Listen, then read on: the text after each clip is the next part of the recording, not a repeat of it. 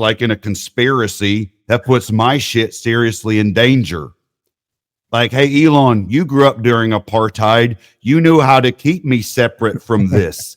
Keep me on the other side of the barbed wire here. Dig it? Right. Anyway, we talked on the phone and sort of hashed it out, but he's back down a little bit. Thank God. I mean, I don't like to be dragged into shit. I like to start shit. That way you can control the shit. You know what I mean? Yeah, I suppose so.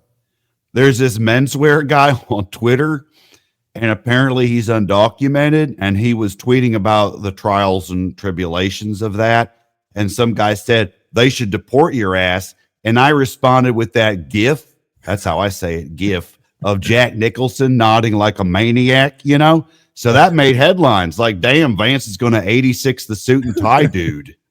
Are you? Maybe. I don't know. But I mainly like shit posting. And that's POAST. Although I guess that one would be Gestapo posting. Because they were the Nazi police who were in charge of rounding people up and disappearing them. Yes, I know.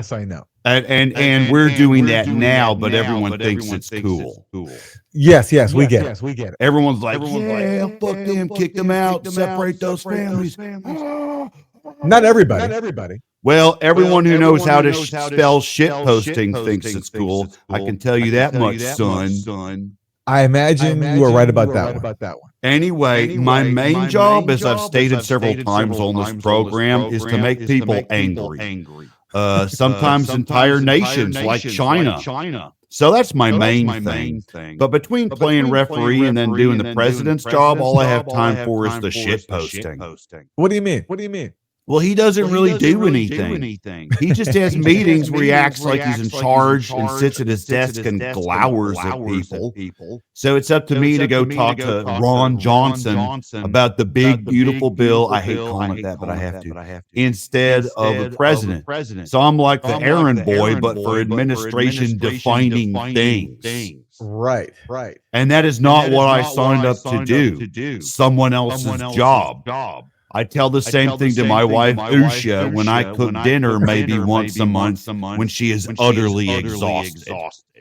And then she gets to enjoy a nice dinner of Kraft macaroni and cheese with cut up hot dogs in it. And guess what? She doesn't get so tired anymore. Have you thought about using this strategy with the president? Way ahead of you, the Jimmy Dore Show, Aaron Mate.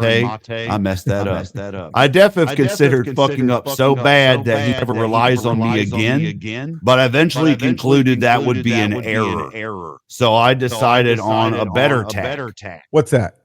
Take Elon's advice and get him impeached and then become president. Really? I'm going to be president anyway, dude. This riot shit is not going to help Gavin Newsom do shit. Might as well cut right to the chase. President Vance. Hell, I might even change my name a fourth time to something cool. Yeah, we'll see about that. Okay, yeah, dude, we will. We will see. Anyway, I got to go. I think I want to make Spain mad now. I just threw a dart at a map. Spain. I know nothing about it. They seem too laid back to insult. Always napping? Dude, this job is hard. John Adams was right. All right, later, dude. Boom.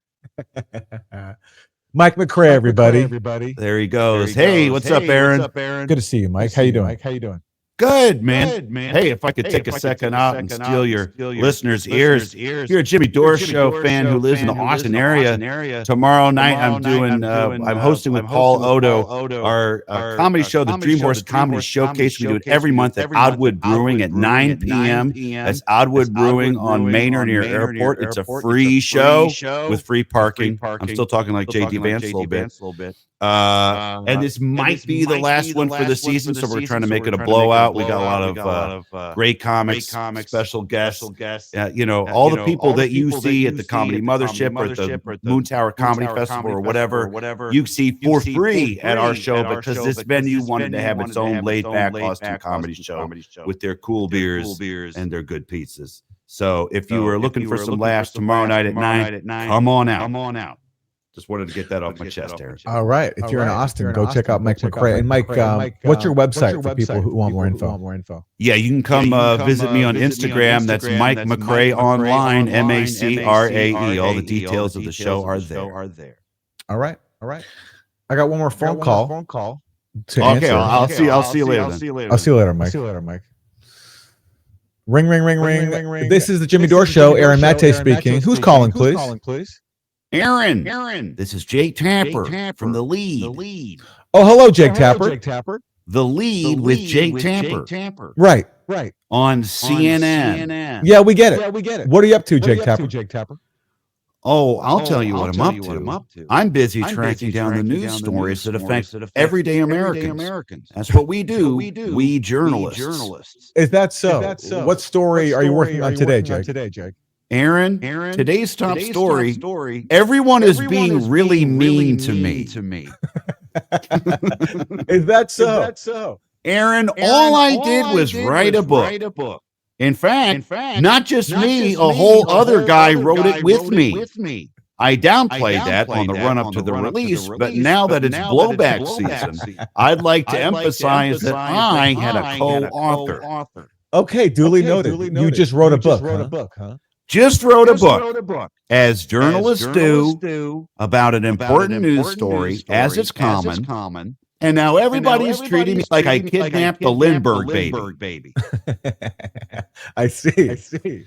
Just because I wrote about a media cover-up that I myself was a part of and tried to pass it off as a piece of objective journalism rather than a mea culpa-filled memoir. Apparently, that's a no-no. As it should be. Well, excuse me.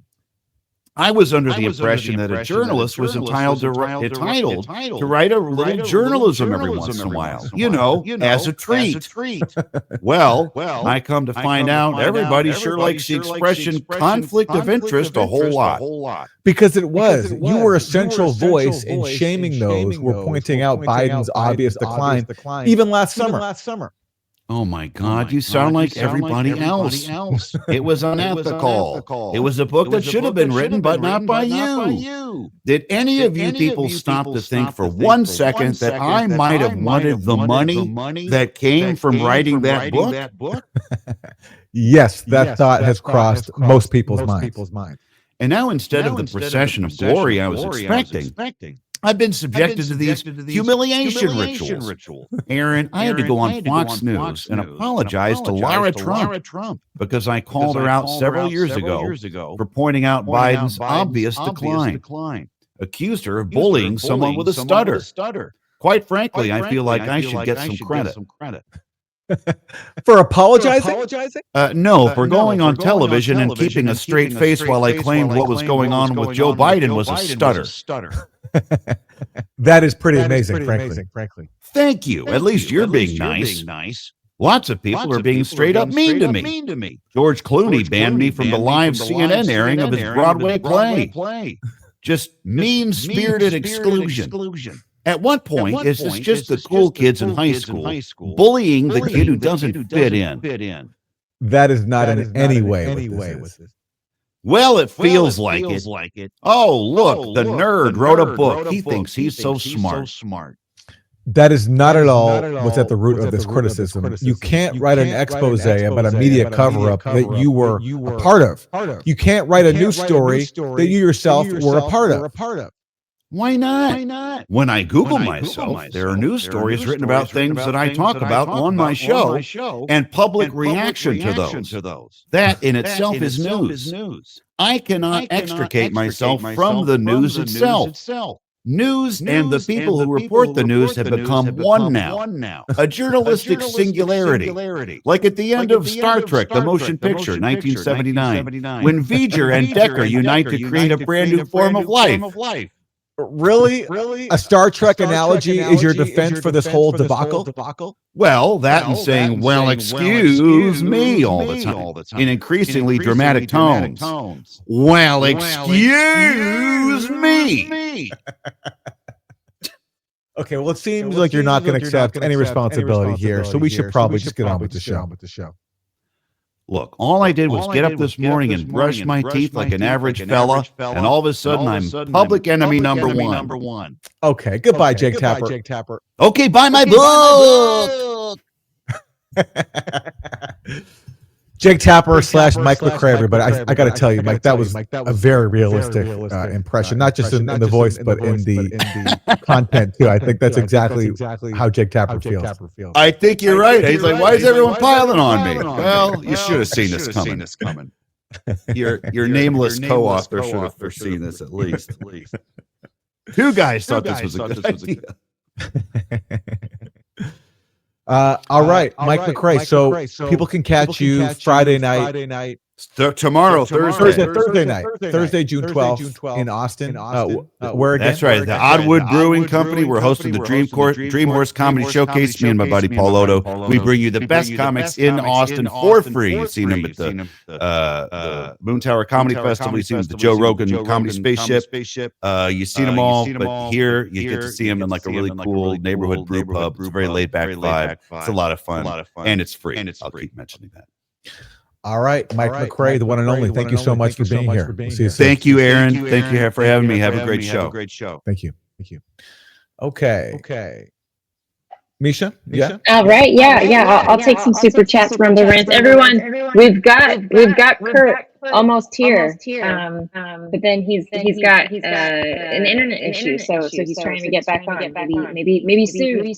Let's see what chats we've got in the meantime. Corn Pop, the baddest dude. Thank you for the info about the IDF and cartels, other viewer. MS-13 was created in 1980, 40 years ago. They're heavily into satanic imagery and dark rituals. Wonder if there's a connection there too. Thank you, Corn Pop, the baddest dude. F. South says, we've been in a league with Al-Qaeda forever. We outsourced the 9/11 operation to them. Syria is our final payment for a job well done. Thank you, F. South. Cheryl Wyatt, when ISIS first reared its ugly head, I clearly remember the news playing a video of an ISIS leader speaking perfect English with a thick Israeli accent. That's what made me suspicious right away. Thank you, Cheryl. Unvaccinated guys and nukes are fake. The radiation would still be there. Helen Keller was a fraud. We never went to the moon. LBJ killed JFK via George Bush, etc. Thank you, unvaccinated guy. My real name is this Tulsi Presents, the day after. It's hard to separate the actual threat from the fear-mongering. Having been a child in the 80s, forgive me for being skeptical. Thank you, my real name. Savage. Now do COVID-19, Tulsi Gabbard. DARPA bioweapon caused 15 million excess deaths worldwide. 350 Americans per week are still, are we safe to do all this COVID stuff? We're on Rumble, right? Savage, okay, let me just finish it. I know everybody's been reading these lately. 350 Americans per week are still dying of COVID-19. It killed far more than any nuclear weapon ever could. Thank you for that, Savage. Unvaccinated guy, Misha captured by ICE and sent back to Timu. Thank you, unvaccinated guy. These are always such a treat.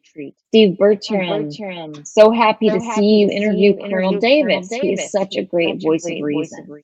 Thank you, Steve. Unvaccinated guy is back. Thank you for this, unvaccinated guy. I'll be sure to let you know. And also, Savage, thank you for coming in. You letting unvaccinated guy know to spell my name right. Really appreciate that.